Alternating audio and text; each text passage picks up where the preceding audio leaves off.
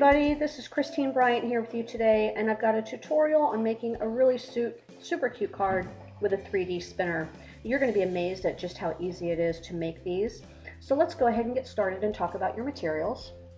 The first thing that you're going to need is 2 pieces of cardstock, and I've got a couple of complementary colors here. The bottom one is cut slightly larger than the top one, so that when they're layered, that light pink sort of shows through, but you could use any colors you want. And there's a hole cut out in the middle because that's where my spinner is going to be. I've got some double-sided, really strong adhesive here. I've got my scissors, and I have some white cotton thread. Cotton is definitely the best to use here. Don't use plastic thread. You could use any color you want though. I have my roller adhesive. I've got some washi tape just for some scraps, and then I've got my stamps. So I want to talk about how I've stamped these images. The coffee cup is a single image that I stamped using a reverse technique. So I stamped the image going in one direction, and then I was able to get a reverse stamped image. And I'll link down in the description a link to a tutorial on how to do that. It's actually really easy. If, however, you don't want to do a reverse image, or you can't do one, or you wanted to use 2 completely different images like these, you could stamp them onto circles or squares, and then you can place those back to back and still get a really cool spinning effect. So my images were stamped on some white smooth cardstock. I colored them, and now what I'm going to do with my pencil on the back is sort of locate the centers of both sides of the coffee cup, because I want my thread to go right down the middle. I don't want my coffee cup to wobble when it spins.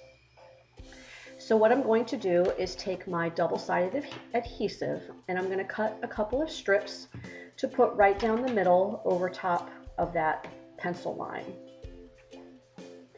This adhesive, you want it to go top to bottom and cover the entire image, because you want your thread to be really secure in there. You don't want it to move or come out. There's the first side, and then I'm going to cut another piece for the other side. You can kind of see that the pencil line sort of disappeared, but as soon as I peel off that backing, you'll be able to see those again with no problem. So I noticed real quick that this first one was still sticking out a little bit. It was still a little bit too long, so I'm going to trim that with my scissors. And then I'm going to go ahead and peel off both of those backings. These 2 papers peeled off pretty well. I had a little bit of trouble with some of the ones later on that you'll see. So next comes the thread. And what you want to do is lay that thread down right across those pencil marks on one of your stamped images. It can be a little bit tricky to try to hold on to the thread and press it down without pressing your finger into that adhesive. I have found that if I use my fingernail, that holds it pretty well. Now I'm using just a couple pieces of washi tape to hold that down, so that when I stick down the second coffee cup, I'm able to use both hands without having to worry about the first one moving. So I am going to take a little bit more of that double-sided adhesive and put it on the left and right side of that coffee cup. I want the edges of the mugs to really stick together well. I don't want there to be gaps or for the 2 pieces to pull away from each other, except for the center. So I'm going to go ahead and stick those down and peel up those little bits of paper there. And then once those are peeled up, I also want the handle to stick down well. So I'm going to use my roller adhesive and kind of just add a little bit of stickiness there too. And now I can line these up and stick them down. So that thread is going to be sandwiched in between the 2. And I'm going to press the daylights out of it, because I don't want that thread to go anywhere. I don't want it to move. I don't want it to budge. And so that when we pull off the washi and hold that coffee cup up by the thread, look at the great little spinning action that we get here. So cute, and it's not even on the card yet. Don't you love it? Let's go ahead and get it on that card. Here comes those 2 pieces of cardstock again. Remember, this was the larger one.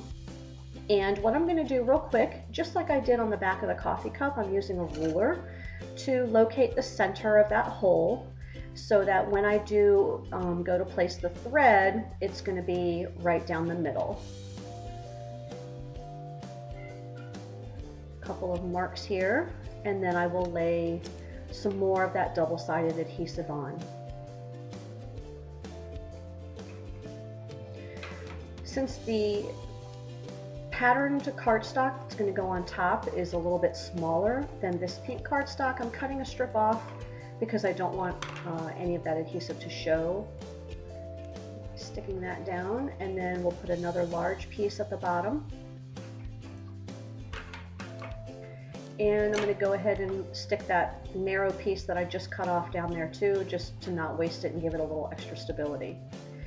And at this point, I kind of outsmarted myself, you guys, because I thought, hey, how about if I go ahead and add the double-sided adhesive all the way around in the corners, so that when I go to put the patterned cardstock on the top, you know, it'll be stuck all the way down and I won't have to add any extras underneath the edges.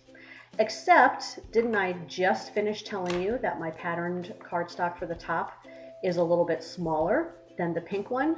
So as it turns out, I'm going to notice here in a couple of minutes that, oh no, that adhesive is going to show because I was not smart enough to come in from the edges. But you know, what are you going to do? So here I am peeling off the paper backings, and these gave me a lot of trouble, so I'm fast forward you through that.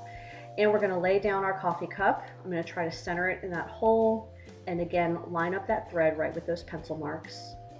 Press it with my fingernail, get it nice and tight. There we go. Then we're going to take the scissors and cut off the excess string. I'm going to cut off the top, but I'm going to not quite cut enough, but I'll realize that in a second. And here I am realizing, oh no, that's too close to the edge, but what are you going to do? It's too late to back up now. So I went ahead and just kept on going. So I peeled off those papers, and here it goes. Oh good, there goes number 3 and the 4th one. And then I'm going to notice that, oh look, the string's still a little bit too long. Let's cut that off. There we go. And now we're going to lay the patterned cardstock on top. And again, sandwich that thread in really well. Press it really tight wherever the thread is. Get it going nice and tight. And then look at that little cute little spinner coffee cup. I just adore that. So what you would do with this is you could attach this to a card base. And I've got one where I pre-cut the front of it, a hole the same size and in the same location as the other. And so you would adhere that on, excuse me, and then you would write your sentiment on the inside. Just make sure that you can't see anything through the hole. Here are a couple of finished cards that I already made. This one's an adorable little birthday card, birthday flyby. How cute is that dragon? Oh my goodness, love him. So cute. Somebody's gonna like getting that one. And then a card that I made from one of my co-workers who just got promoted to a new job. So there's a cheerleader cheering for her and telling her congratulations. This was a super fun project, guys, and you can see how quickly it went. So I hope you have fun trying it, and see you next time. Enjoy.